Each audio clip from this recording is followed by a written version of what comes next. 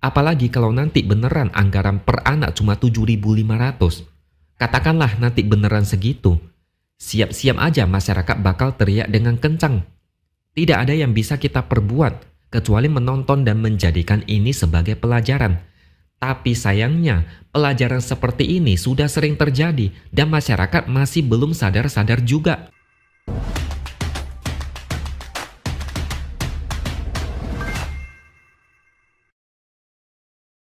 Halo, bertemu lagi dengan saya, X Hardy di Opini Siward.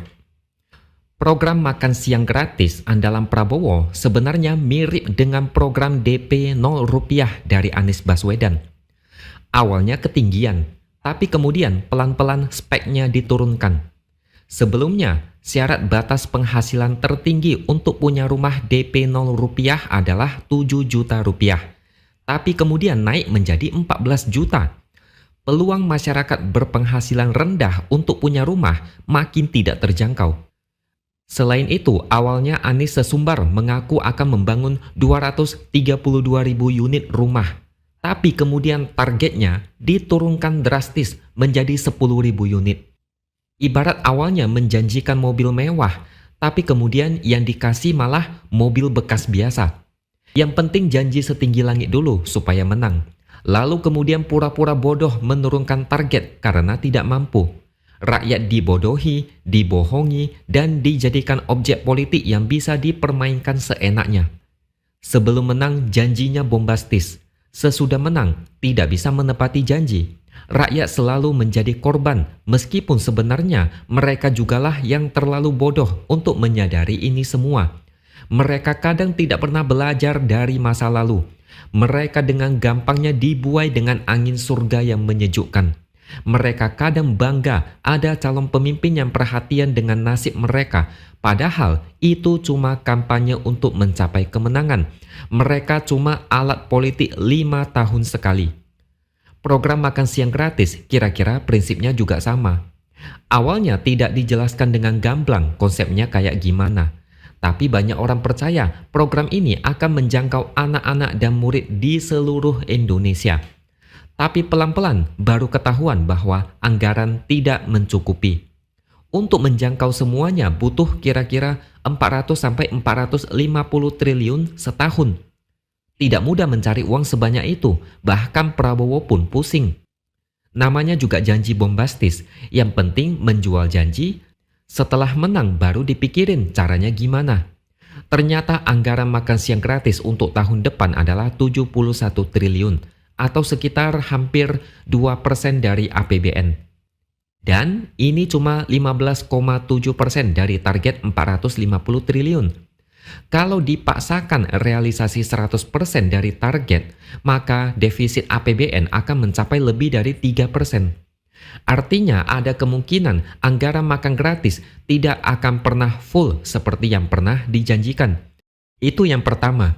Yang kedua adalah, dan ini bikin banyak orang terkejut, seorang ekonom dari Verdana Sekuritas bernama Herianto Irawan. Dia mengaku diajak oleh tim sinkronisasi Prabowo untuk berdiskusi soal program makan bergizi gratis. Salah satu pembahasannya adalah keinginan Prabowo untuk mengefisienkan anggaran 71 triliun supaya dapat digunakan secara maksimal dan menjangkau sebanyak mungkin anak-anak. Herianto melihat ada keinginan dari pihak Prabowo untuk bisa menjalankan program makan bergizi gratis secara maksimal tanpa perlu menambah atau mengurangi anggaran 71 triliun. Kata dia, ada opsi yang kemudian dimunculkan oleh tim sinkronisasi, yaitu menurunkan alokasi biaya makanan per anak dari rencana 15.000 menjadi hanya 7.500 per anak. Inilah yang kemudian menjadi heboh. Di media sosial, netizen menggelora. Ada yang tertawa, ada yang marah. Mereka tertawa karena kasihan dengan pemilih Prabowo yang akhirnya tertipu dengan gampangnya. Mereka juga marah karena janji politik ini selalu bombastis di saat kampanye dan setelah menang janjinya dipangkas. Menko Perekonomian Erlangga Hartarto memberi penjelasan yang malah membuat rakyat semakin curiga. Kata dia, anggaran makan gratis tetap sesuai dengan RAPBN 2025. implementasi program makan gratis ini akan bersifat fleksibel. Ini yang membuat orang-orang berpikir, anggaran sama? Kalau fleksibel, bisa saja anggaran per anak diturunkan supaya bisa menjangkau lebih banyak anak. Kalau anggaran setiap anak sangat besar, banyak anak-anak yang bakal tidak kebagian. Ternyata isu ini makin melebar, menjadi panas dan dijadikan bahan ejekan. Bahkan sempat jadi trending di Twitter. Angka 7.500 sangat mengejutkan, bahkan keterlaluan. Gimana caranya anak-anak bisa dapat asupan bergizi hanya dengan Rp7.500? Saya rasa di kota manapun, bahkan kota kecil sekalipun, nasi pakai telur aja udah jarang ada yang 7.500. Apalagi nasi pakai ikan, ayam, dan lain-lain, harganya pasti sudah di atas 10.000. Program ini kemudian menjadi bulan-bulanan netizen. Mereka menerka-nerka anggaran per anak 7.500. Takutnya turun ke bawah jadi 5.000. Dapatnya cuma nasi pakai mie instan plus sereal sasetan. Ada yang bilang, paling nanti menunya nasi pakai ikan teri. Itu pun kepalanya doang. Prabowo belum menjabat, tapi mulai ada rapor merah terkait program makan gratis. Untuk meredam isu ini, tim gugus tugas sinkronisasi Prabowo melakukan konferensi pers. Mereka membantah pernah membahas soal program makan bergizi gratis dengan Herianto Irawan. Sayangnya tidak ada penjelasan lebih detail, cuma membantah. Padahal logikanya kalau memang ini tidak benar, seharusnya tim Prabowo berbuat lebih jauh karena ini menyangkut nama baik program makan bergizi gratis. Gara-gara isu ini Prabowo kena getahnya. Program ini berubah jadi program murahan dan diejek seluruh Indonesia. Program andalan Prabowo ini dianggap seperti program amatiran yang tujuannya hanya untuk memenangkan pilpres. Bagi yang berpikir pakai logika, secara hitungan matematika, sangat tidak mungkin menjalankan program makan gratis kepada semua anak di Indonesia. Beban APBN sangat berat, bisa-bisa keuangan negara kolaps. Tapi sayangnya masih banyak orang yang tidak paham, nalarnya sakit. Mereka tidak bisa berpikir panjang. Begitu dikasih janji bombastis, nalar mereka menjadi sempit. Pada akhirnya, mereka jugalah yang gigit jari. Program makan gratis ini tidak akan bisa menjangkau seluruh anak-anak Indonesia.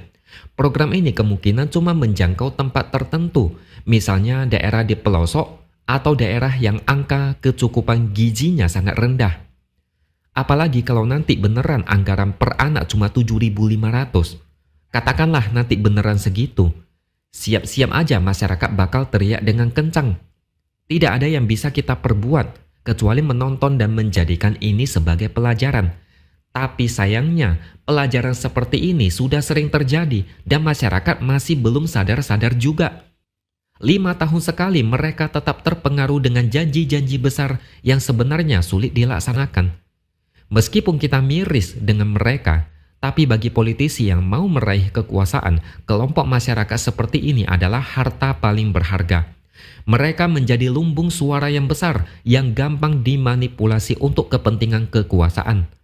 Miris, tapi ini fakta. Oke, sampai di sini dulu opini dari saya. Subscribe channel ini supaya makin berkembang dan jangan lupa tuliskan komentar Anda. Terima kasih sudah menonton dan sampai jumpa lagi di lain kesempatan.